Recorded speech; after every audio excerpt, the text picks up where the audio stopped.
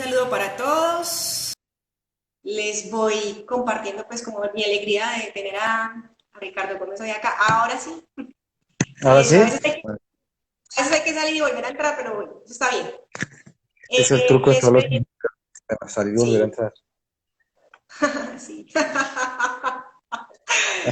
Y bueno, pues entonces aprovecho, Ricardo, ahora sí para saludarte. Te estaba contando ahora y les estaba contando a los que nos acompañaban que desde acá, desde Casa, estamos muy contentos de recibir tu presencia, que Gracias. pues más o menos hace 12 años somos amigos, y también en los live que he hecho desde la semana pasada, le he estado comentando a la gente también, que para mí ha sido muy especial porque son charlas con grandes amigos y amigas, como amigos de la vida, y eso ha sido que incluso para mí sea también como un acompañamiento en esta situación, como un polo a tierra, Sí, como también hacer algo, hacer un aporte también, porque pues no solamente es pan de mía, sino conocimiento de mía, ¿cierto? O sea, es compartir lo que tenemos y lo que sabemos que puede ser útil para otra persona y que en este momento es tan necesario sentirnos acompañados.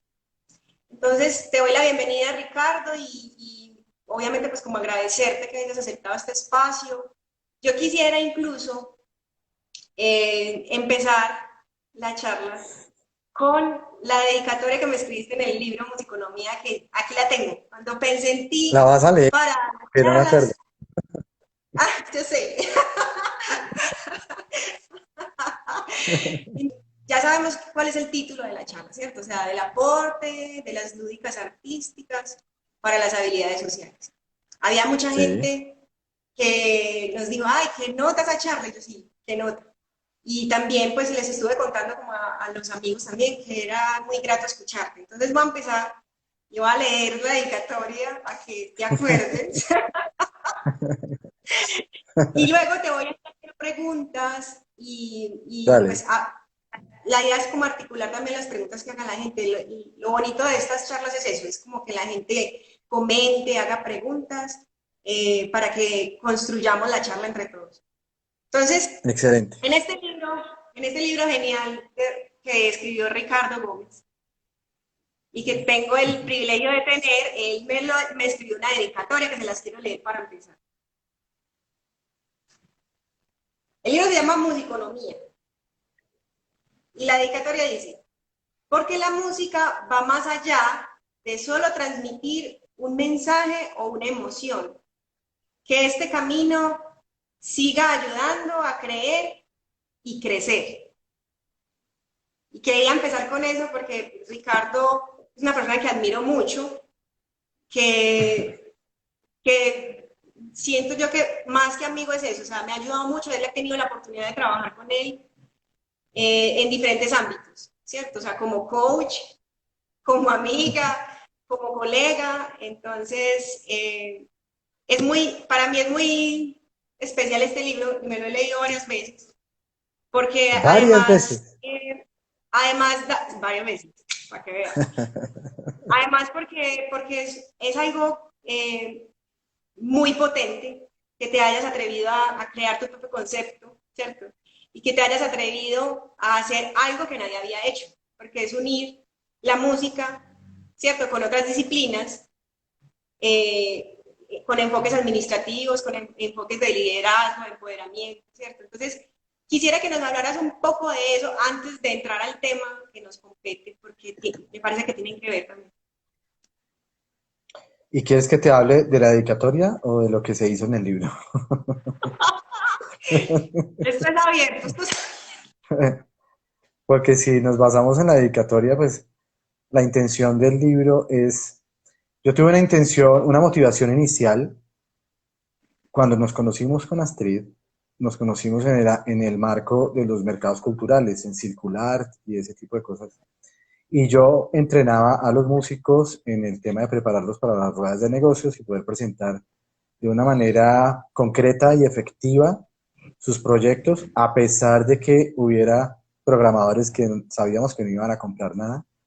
Pero era un entrenamiento en donde a los músicos les podíamos dar posibilidades de echar su rollo de una manera atractiva, porque el afán que tenía uno o que teníamos desde esa época era de que los músicos y los artistas tuviéramos de nuestro quehacer musical la posibilidad de vivir de ello. Entonces la motivación principal fue este llanto constante que yo escuché de los músicos en todo el país, que era que los músicos no tenían la posibilidad de tocar porque no había espacios, porque era muy escasa la programación, y entonces este lloriqueo me puso a mí muy nervioso, porque nosotros tendemos a lloriquear mucho los músicos y a quejarnos de que no nos dan. Es cierto, no nos dan, pero también nos toca buscar espacios para lograr que nos den, porque pues esto es dando y recibiendo. Entonces, la principal Sí, motivación fue darme cuenta que con la música los músicos le podían aportar al ámbito corporativo desde su quehacer musical con mucha potencia. Y el libro se escribió con la intención de que los músicos se conviertan en musicolonistas, para minimizar un poco el llanto de que como no hay escenarios y no podemos tocar, entonces no podemos hacer uso de nuestro oficio. Para mí eso es totalmente falso. Cualquier escenario es válido. Aquí el tema es cómo se inventa un concepto en donde puede hacer música sin tocar un instrumento, pero donde puede aportar totalmente su conocimiento técnico y su conocimiento logístico para hacer música, para que equipos de trabajo, bien sea en familias o en los colegios o en las empresas, pudieran desarrollarse mejor. Y otro punto que motivó esto fue porque no he escuchado mejor profesional escuchando que un músico y un actor de improvisación teatral. En los oficios formales, hay tres tipos de oficios formales que se supone que lo escuchan uno muy bien, o dos. Los psicólogos y los sacerdotes, se supone. Pero la manera como los músicos escuchan en el escenario para resolver sus problemas musicales, yo nunca había escuchado tal nivel de adaptación rápida y de escuchar más allá de estar fijándose uno con quién toca. En este ámbito musical nos enredamos siempre con los egos de los músicos. Tenemos fama de ser creídos, ególatras, antipáticos, todo eso. Va uno a ver y sí, es cierto. Y no es que sea cierto porque sean músicos y eso los hace diferentes, sino porque los músicos somos muy torpes a la hora de relacionarnos con otros. Entonces lo que yo vi es que en el escenario son cero torpes, fuera del escenario sí llegan a ser algo torpes para relacionarse. Lo que no se había dado cuenta los músicos era que esa habilidad de escuchar, de aceptar las propuestas de los colegas, de adaptarse y hacer música en conjunto, no la tenía nadie tan fácilmente en el ámbito social. Entonces, por eso la música sugiere unos patrones de formación y de entrenamiento que ayudan al desarrollo de habilidades sociales y de habilidades blandas. Está la escucha, el liderazgo, la comunicación. Eso es básicamente de lo que habla el libro y yo lo resumí en 6 capítulos o 5 capítulos para hablar de cómo los músicos se escuchan, cómo lideran o cómo se dejan liderar, cómo resuelven problemas en el hacer, no solamente en el pensar, porque ese es otro tema que tocan mucho los artistas, sobre todo los músicos y los actores, resuelven en el hacer, no en el pensar. En esta pandemia, por ejemplo, mucha gente se ha dedicado a tratar de resolver en el pensar, como yo, que me queda pensando mucho y eso angustia un montón. Y la única forma de encontrar posibilidades es haciendo, y los músicos le enseñan a uno muchísimo eso, porque a la hora de estar proponiendo musicalmente lo que hacen, no les da miedo, a pesar de su pánico escénico y todo eso, ellos no están tan comprometidos con la perfección del sonido, sino con la emoción y el mensaje que quieren transmitir. Lo que yo alcancé a destapar, y todavía lo puedo confirmar, es que los músicos no eran tan conscientes de esas habilidades que tienen. Ha sido muy difícil lograr posicionar a un músico en una empresa para que lo contraten y ayude a resolver problemas, porque siempre lo quieren contratar para que amenice la fiesta de fin de año o el cumpleaños del presidente de turno. Y yo creo que los músicos somos mucho más valiosos que solo el entretenimiento. totalmente. Y eso justamente es uno de los valores de tu libro también, porque incluso estás llevando a los músicos a que se reconozcan en eso, porque pues, nos pasa mucho eso, pues estamos acostumbrados a eso. Y no estábamos acostumbrados a vernos desde otras perspectivas, ¿cierto? O sea, ay, güey, madre, es que yo puedo ofrecer todo esto. O sea, y eso lo hiciste con tu libro también. No Sí, esa era solamente la intención. ir a las empresas y decirles, mire, es que un músico es valioso por esto y esto, sino que a los mismos músicos les estás diciendo, es que mire, usted es valioso por eso y esto. Y yéndonos un Y sabes, poco al tema, sí, es difícil que los músicos entiendan ese valor, todavía ha sido muy difícil. es difícil. Y yo quisiera entonces que ya saltáramos al tema que nos compete hoy, enlazando con eso que empezamos, y es que nos hables justamente de eso, de la metáfora del arte, ya no música, porque pues tu libro se enfoca mucho en la música, pero el Sí, tema de hoy es en general en las artes, aunque tú tienes unas artes específicas en las que trabajas, ¿cierto? Entonces quisiera que sí. habláramos eso, o sea, que nos hables de esa metáfora del arte para el desarrollo del talento, ¿cierto? O para las habilidades sociales.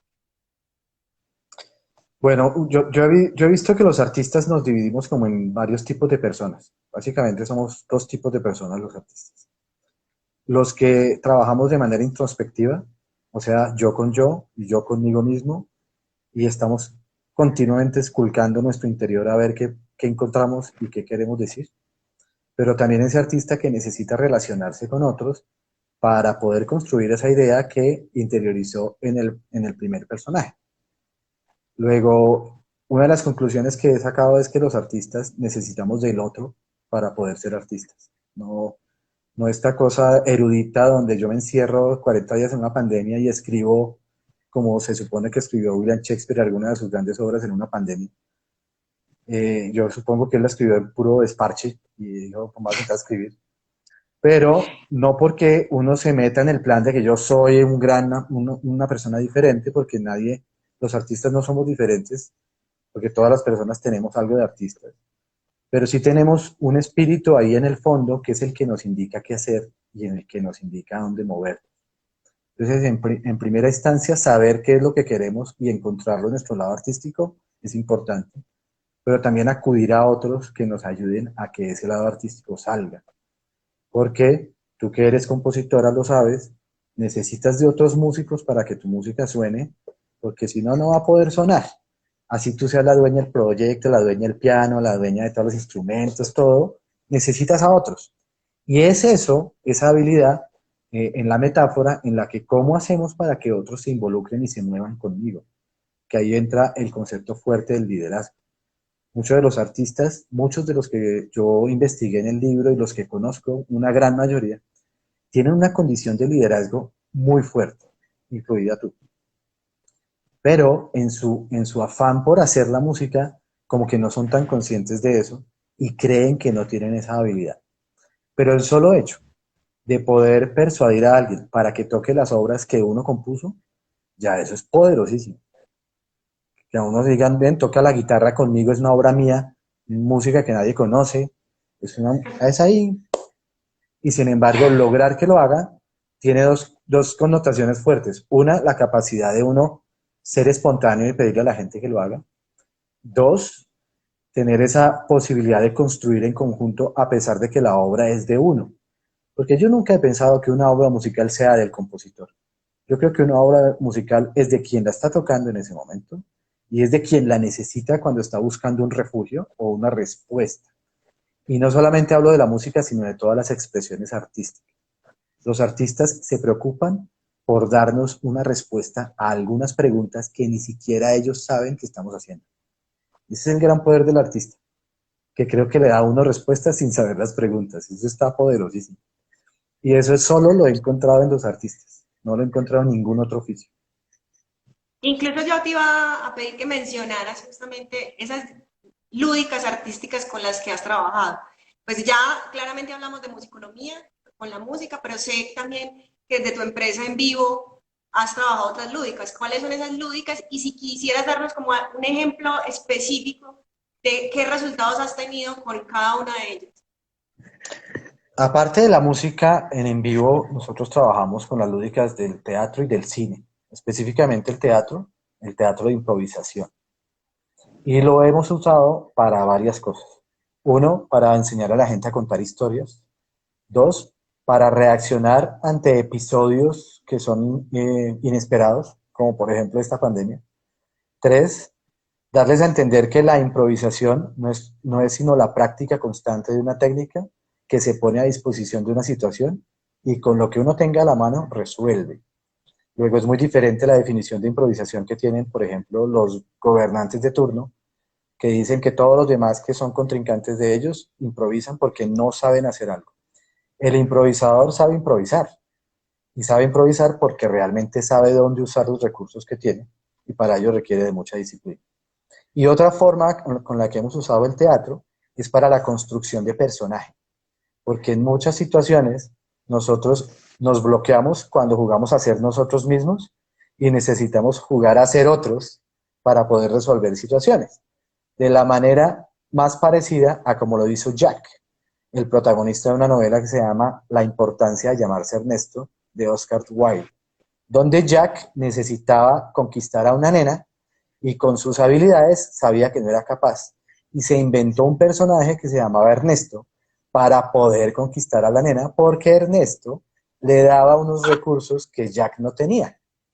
Y eso solamente te lo puede dar el teatro, ¿ok? Desde el cine lo que hacemos es la combinación de contar la historia con la musicalización de la escena. Porque todas las personas que hemos asistido a ver una película, pues la escena pierde valor, casi que pierde emocionalidad, si no está bien musicalizada. O si está en exceso musicalizada. O si tiene la música que no es, y entonces se emociona de manera diferente. Y yo los invito a que vean una película sin música y después la vean con música, a ver qué es lo que pasa. Entonces es cómo mezclar la musicalización de nuestras conferencias para que las cosas se emocionen. Porque en el ámbito corporativo no hay nada más ladrilludo que un conferencista que solamente habla y pone diapositivas, que es un poco lo que está pasando en esta conversación, conmigo hablando y hablando y hablando. Pero si ustedes me escucharan hablar No, no. y en el fondo No, pero está muy bien. No, estuviéramos pues está muy escuchando, bien. Mira, si aprovechemos estuviéramos, y les decimos a los que nos están acompañando, aprovechemos y les decimos que si tienen preguntas, si tienen comentarios, pues los hagan tranquilamente para no, que como que los... los que vayan teniendo preguntas o quieran opinar algo, vayan escribiendo que inmediatamente buscamos la Claro, manera de responder. claro que sí. Ahora, Ricardo, yo quería preguntarte algo. Y es que en tu libro, pues hay conceptos muy interesantes que me imagino que los aplicas también a las otras lúdicas artísticas. Y Sí, creo que todas tienen un eje transversal. Quisiera que habláramos eso. Dos conceptos claves que es juego y aprendizaje. Quisiera que habláramos de eso. sí. Yo me baso en el tema del juego y el aprendizaje porque los seres vivos, específicamente los mamíferos, aprendemos de las cosas jugando. Si uno de niño no se sienta a tomar una clase virtual en una plataforma como Zoom, como está pasando ahora, sino que la única manera que tiene para relacionarse con el mundo es jugando. Y el juego no es entendido como una competencia, sino lo que yo voy viendo lo voy repitiendo. Esa es la forma del juego. Y los niños Incluso aprenden tú a partir manejas, de modelar. incluso manejas un concepto que me gusta mucho ahí, es la analogía. Sí, sí, porque eso es muy poderoso para entender los conceptos cerebralmente hablando. Para el cerebro es mucho más fácil asociar imágenes, sonidos y sensaciones que con que solo le digan a uno la teoría. De ahí que las analogías le permiten a uno entrar a un mundo que es la imaginación.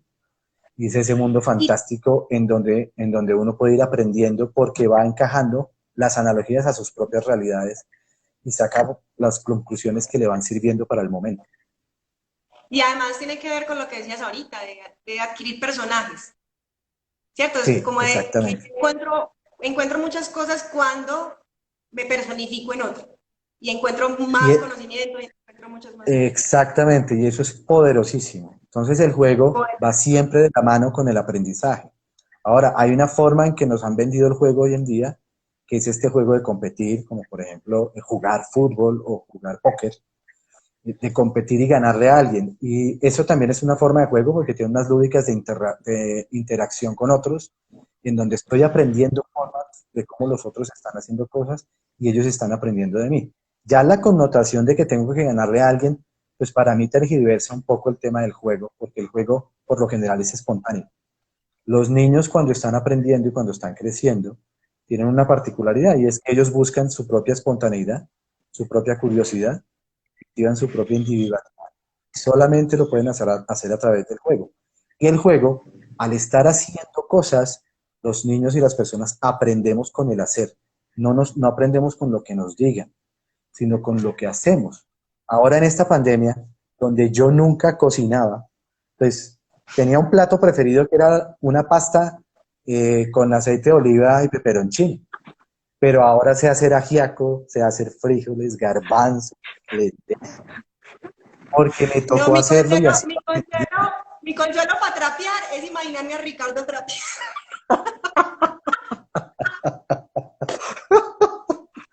Gracias. Bueno, Ese es mi consuelo. entonces, de ahí que las artes, y sobre todo las artes músicas, o sea, la música, la danza y el teatro, pues tengan que ver mucho con el juego, porque es movimiento, es embarrarla y a volverlo a hacer, es lo bonito de hacer música y teatro y eso es que toca volverlo a hacer. Lo mismo con la cocina. Si tengo hambre, me toca volverlo a preparar, así lo haya preparado 1000 veces. Con el piano es igual, me toca volverlo a tocar.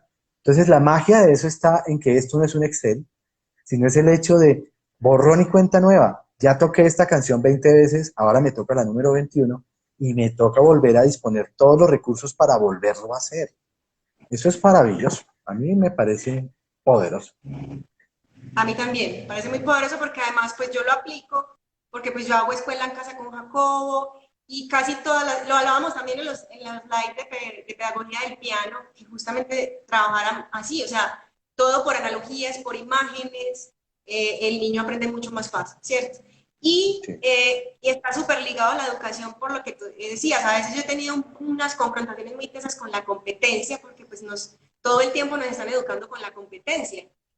¿Cierto? Entonces, claro, hay muchos niños que ya tienen eso ahí arraigado y entonces hay que decirles, bueno, a ver quién gana, quién come primero y eso me parece terrible porque estamos alimentando justamente eso, ¿cierto? O sea, no el juego per se, Exacto.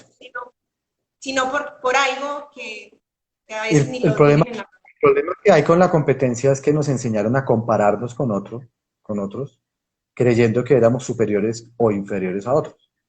La constante comparación frustra un montón, porque la comparación lo que hace es ver qué tienes tú que no tengo yo, que ahí es donde se generan todos los episodios de envidia, y o qué tengo yo que no tienes tú para elevar mi arrogancia. Entonces, todo eso lo hemos aprendido porque nos dijeron que teníamos que estarnos comparando. Y no se puede uno estar comparando con otro a no ser que uno quiera aprender del otro lo que uno no tiene. Entonces yo me comparo para poder saber qué es lo que no tengo y puedo aprender de esa persona. Pero no se puede seguir comparándose para sentir la sensación de frustración de que no pasó nada.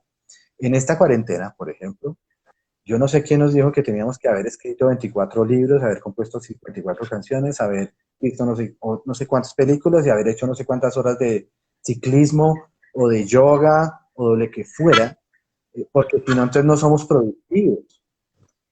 Y hay gente que se alcanza a frustrar un montón porque llevamos 40 días encerrados y no ha escrito ni la primera línea, no ha visto la primera película y no ha tocado el primer acorde. Entonces se siente absolutamente fatal porque hay otros que sí lo están haciendo. Cada quien lo hará en el momento que lo considera pertinente. Y esa es otra de las cosas que el arte le aporta a uno a todos estos procesos. Y es saber que uno no puede obligarse a ser tan creativo, sino que hay momentos en donde la creatividad surge de mera espontaneidad, eso sí, mientras uno esté en movimiento. Nunca he creído en la creatividad que aparece de manera espontánea sin mover un dedo. Y esa no sé, ni menos viendo televisión. Esa tampoco sé. Pero la televisión, hablando de artes lúdicas, le da a uno a veces ideas donde a uno le toca apagar el televisor, sentarse en la guitarra o en el piano y crear a partir de la frase que escuchó o la imagen que vio, ¿no? Incluso, ya que estás hablando de cuarentena y estamos hablando de pandemia, hay algo también que hablas en tus escritos, pues porque tú escribes en tu blog también, y en musiconomía.com pueden encontrar varias cosas que Ricardo ha escrito aparte de musiconomía. Y es algo que me gustó mucho porque hablas de la suspensión del tiempo, que no estamos acostumbrados a entender eso también, que ahí hay un montón de cosas potentes también, o sea, la suspensión del tiempo, y entonces es como un conjunto de el juego, la suspensión del tiempo, la analogía, y lo hablabas también desde el enfoque de las empresas, ¿cierto? O sea, de esas pausas activas que llaman ellos. Entonces, Sí, chévere como tocar ese tema de la suspensión del tiempo, que tiene que ver mucho con lo que estamos viviendo ahora también. lo que pasa es que como estamos en un ámbito tan enfocado en la productividad. Y la productividad, yo no sé por qué la relacionaron con velocidad, que también los músicos se han venido contagiando de eso, ¿no? Bueno, no solamente en esta época, sino en muchas de las épocas, en donde aparecieron pianistas como Franz Liszt, y entonces se volvió una carrera sobre el piano más que hacer música, porque Chopin y Franz Liszt, en fin, ¿no? Que tenían que mostrar su gran capacidad de velocidad, pero pareciera que Sí. no se tomaran el tiempo para reflexionar. Y hoy hay muchas personas queriendo hacer mucho, pero reflexionando poco. Y ahí a ese tema de la suspensión en el tiempo es, hazte una para, vas a tener silencio para sacar tus conclusiones y entiende qué es lo que estás diciendo. Que eso lo aprendí yo del teatro y lo he aprendido de la música. A frasear. El fraseo es importante. Entonces es, ¿en qué momento necesitamos frasear y de qué manera? Y si esta frase encaja acá o no encaja acá. Tiene que ver mucho con que la música nace del silencio. En esta semana veía una serie que se los recomiendo, que está por Amazon Prime, en Prime Video, que se llama Wolfgang in the Jungle, que va como en su tercera temporada y habla de la vida cotidiana de la Orquesta Sinfónica de Nueva York. Y contratan a Wow. un director de orquesta jovencitico y allá aparecen grandes músicos haciendo el papel de ellos mismos en la serie. Y, y una de las definiciones que encontré de ese director, que está representado por Gael García, el mexicano, que decía que las músicas no son las notas que suenan, sino su silencio entre ellas. Eso me pareció Wow. maravilloso, Genial. ¿sí? Porque Genial. eso es realmente la música, los silencios que hay entre las notas. Y ahí es donde tienes que hacer la pausa y tomarte el tiempo de reflexionar. Esta cuarentena invita a reflexionar un montón. O sea que los que quieran quedarse el resto del año pensando y sentados esperando a que pase algo, está bien de vez en cuando. No hay que atafagarse ni salir corriendo, porque fíjate que tú estás en la industria de la música, tú has vivido lo que pasa en el mercado musical, que es un afán extremo por sacar la mayor cantidad de notas y el hit del momento, y estamos saturados de información. Entonces no puede ser Sí. posible que sigamos en ese mismo afán. Uno de mis aprendizajes en la pandemia es, no todo es tan necesario, ni todo es tan urgente. Cada cosa tiene su momento. No es urgente Claro. ganarse los millones de pesos que se ganaba hace un mes. Es factible que se gane uno un poquito menos porque puede vivir de manera más tranquila. Entonces hay muchas cosas que nos enseñaron que eran urgentes por el tema de la velocidad, ahí relaciono otra vez velocidad y productividad, y nunca nos enseñaron a tomarnos la pausa. Por eso tomarse la pausa después de un freno tan seco, la gente siente que está improductivo, que mejor dicho, mañana la van a matar si no produce al menos una nota musical o si no prepara un buen plato. No pasa nada si pide domicilio y no pasa nada si canta desafinado. Lo importante es que sea consciente de que hay que hacer una pausa.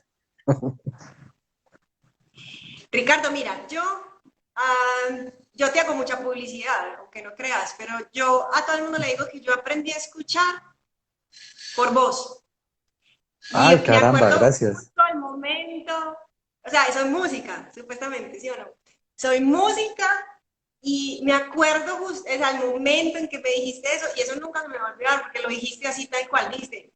Es que lo que más tienes que trabajar es aprender a escuchar y tú eres música. Y yo, ¡oh! Dios santo, eso fue 50 cachetadas ahí seguidas, tipo boxeo, pues, pero te estoy llevando al recuerdo, es porque quisiera que nos dieras, incluso aprovechar este momento de cuarentena para que nos des tips claros, prácticos, para que aprendamos a escuchar, porque es que yo creo que nos falta mucho a todos de eso. Yo les puedo enseñar a partir de cómo escucho yo, porque pues no hay una forma Claro. absoluta de la escucha, ¿no?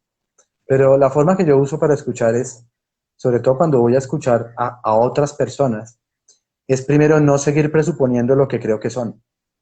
Eso significa que debo borrar de mi filtro que esa persona es como es, sino me puede sorprender con cómo está. Entonces establezco una diferencia en que las personas están, más no las personas son, porque estamos en constante cambio.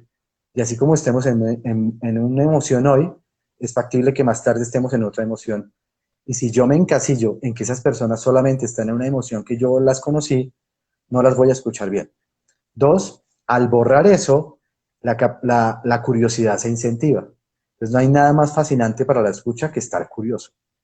Pero estar curioso por saber qué es lo que se está diciendo y no curioso por saber cómo voy a responder.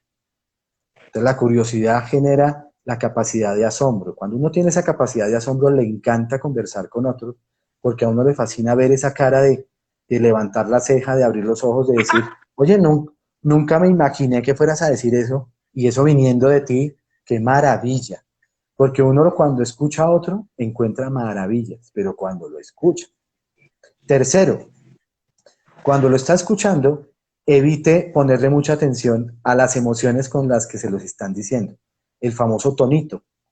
Uno debe obviar el tonito y solamente por ahora ponerle atención a las palabras, porque así le queda mucho más fácil ponerle el contexto a esas palabras y entender la emoción con la cual esas palabras son dichas.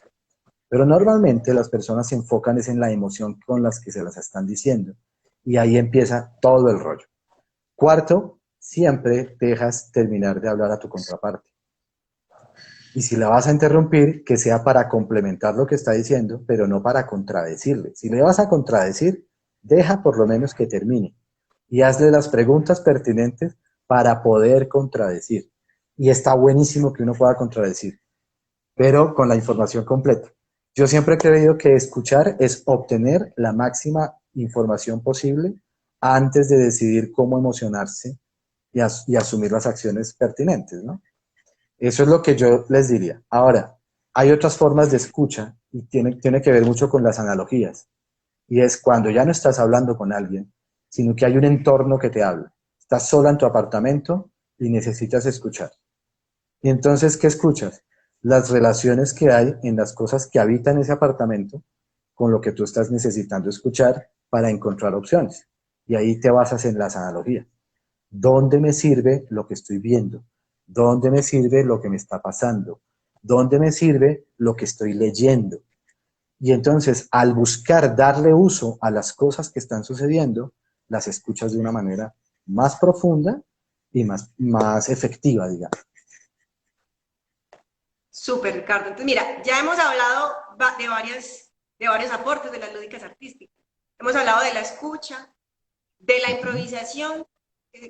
Hablaste desde el teatro, pues también hay la improvisación. Y Tiene que mucho la que ver música también es igual. con el empoderamiento, ¿cierto? Sí, ¿De qué más hablaste? Del juego, ¿cierto? Del sí, y el juego. aprendizaje. Se nos escapa alguna. Hemos hablado entonces de escucha, improvisación, el juego. ¿Qué más lúdicas hemos hablado? Lúdicas artísticas. Conversación. Conversación. La conversación que tienen los músicos de jazz, por ejemplo, cuando están improvisando, es una conversación muy efectiva, porque se centran en el contenido que todos tienen que generar para que todas las partes salgan beneficiadas. Y para mí, esa es la definición por excelencia de una conversación. Generar el contenido para que todas las partes salgan beneficiadas. Y no lo he encontrado sino en los músicos de jazz y en los actores de improvisación. Y es porque se ponen de acuerdo muy rápido. Y porque hay una estructura y hay un hilo conductor sobre la que van a trabajar. Y aun cuando aparezca un error garrafal, el músico de jazz es capaz de adaptarse para seguir con la conversación y no tiene la tendencia a sacar a su compañero porque dijo algo que no ha debido ser dicho, por ejemplo, ¿no? Y eso solo lo he visto en los músicos cuando están en el escenario. Si uno extrapola esa forma de conversar a cualquier conversación cotidiana, les obtiene unos máximos beneficios. Yo sé que los músicos se despojan en ese momento de su ego y además tienen una ventaja y es que no hablan, están solamente conversando con los instrumentos. Y es que alinear el instrumento con otros instrumentos es la forma más efectiva de conversación. De ahí que el aporte musical al concepto de conversar se base en la afinación. Cuando uno está afinado congruentemente versus un sistema de sonoridades. Cuando uno va a conversar debe lograr eso, buscar la afinación. Y la afinación no significa que no existan disonancias. Significa que esa disonancia que está entrando ahí tenga sentido en la conversación. Porque sería aburridísimo si uno solo conversara con lo que único que quiere oír. Las disonancias son buenísimas. Pero si hay alguien que resuelve muy bien las disonancias, son los jazzistas. Les encantan las disonancias y sobre todo porque las saben poner en el momento adecuado de la conversación.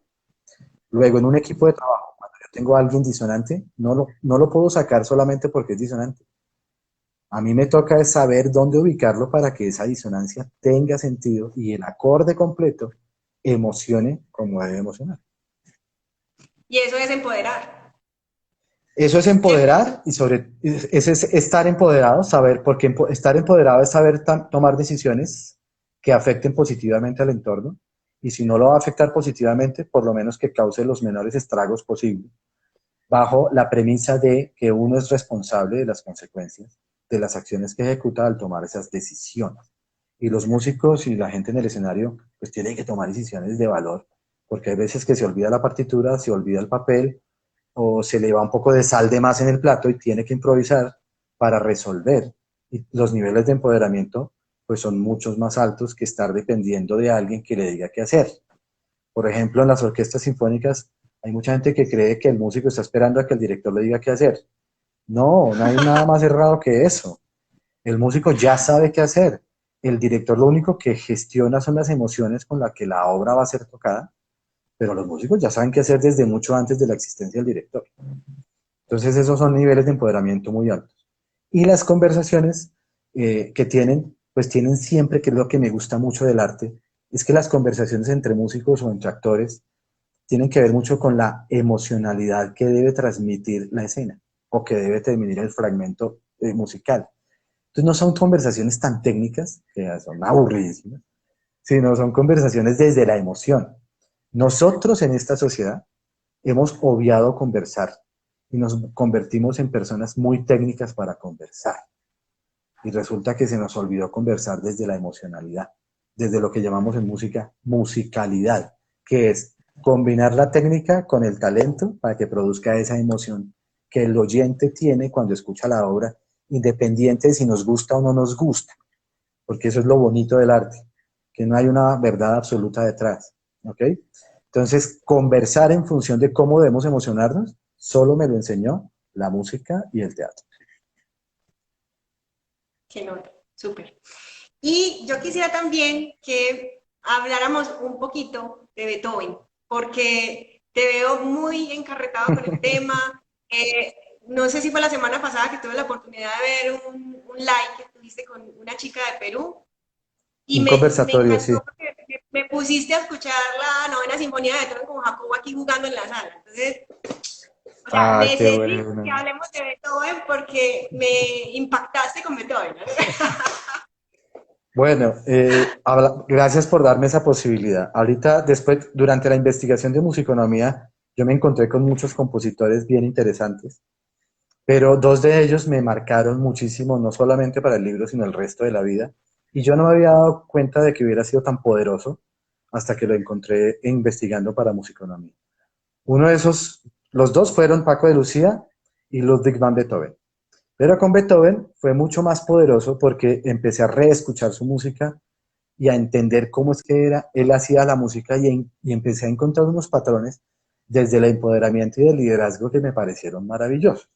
Porque la forma de hacer música de Beethoven, el arriesgo que él tenía, el arrojo que él tenía y la necesidad de emocionar, que es como empiezan a hacer todo el concepto del romanticismo, tenía mucho que ver con el desarrollo de talento en las corporaciones. La forma como Beethoven disponía los acordes, la armonía, la melodía y todo eso, es el estilo de liderazgo puro para alguien que está desarrollando talento. Esto es más fácil de entender desde la logística que tiene hacer la música, es decir, yo no quiero hablar de Beethoven como un gran líder porque no lo era, ni quiero hablar de Beethoven como una muy buena persona porque tampoco lo era una persona muy, muy iracunda y en el medio Sí, de sus iras trataba muy mal a la gente. ¿Sí? Sin embargo, la forma como hacía la música pareciera que estuviera clarísimo todo el universo de cómo debían disponerse los recursos para que eso sonara bien. Entonces, cuando yo hago la analogía es imaginarse a Beethoven, en lugar de poner notas y silencio, poniendo personas a reunirse y a tocar en conjunto para que la música sonara.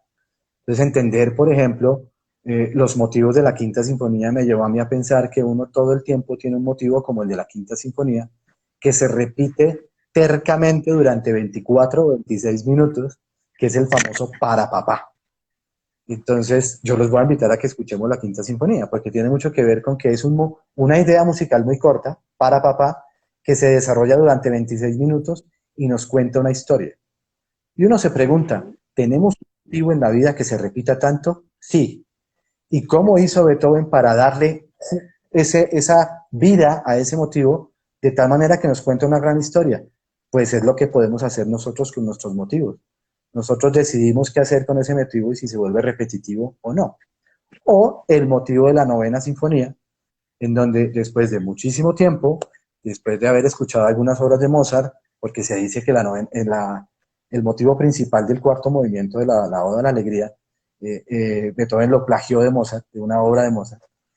Y entonces lo escucha de Mozart, pero además escucha la Oda a la Alegría escrita por Federico Squiles y queda con la inquietud de hacer música con eso.